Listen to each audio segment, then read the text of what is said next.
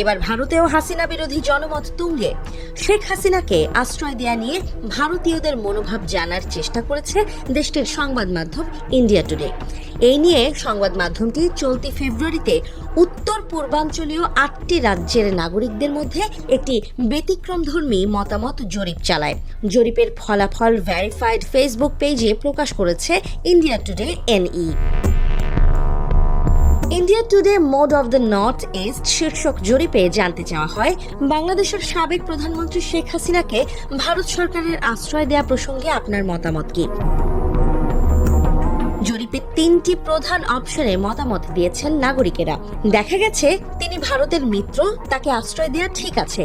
এই মতের পক্ষে ভোট দিয়েছেন মাত্র 23% উত্তরদাতা, আর এর বিপক্ষে ভোট দিয়েছেন 37.6%। এছাড়া বিদ্যমান পরিস্থিতিতে বাংলাদেশের সঙ্গে ভারতের সম্পর্ক উন্নয়নের স্বার্থে তাকে ফেরত পাঠানো উচিত, এই মতের পক্ষে ভোট দিয়েছেন 55%, বিপক্ষে দিয়েছেন 21.1%। তাকে বাংলাদেশে ফেরত পাঠানো উচিত নয়, বরং অন্য দেশে চলে যেতে বলা যেতে পারে, এই মতের পক্ষে মত দিয়েছেন 16%, বিপক্ষে মত দিয়েছেন 29.1%। সব মিলিয়ে ভারতেও দিনে দিনে হাসিনা বিরোধী জনমত তৈরি হচ্ছে। ভারতীয়রাও হাসিনাকে রেখে বোঝা ও বৈরিতা বাড়াতে চাইছে না, বরং তাদের অনেকেই হাসিনাকে সরিয়ে বাংলাদেশের সাথে ভালো সম্পর্ক স্থাপনের পক্ষে মত দিচ্ছে।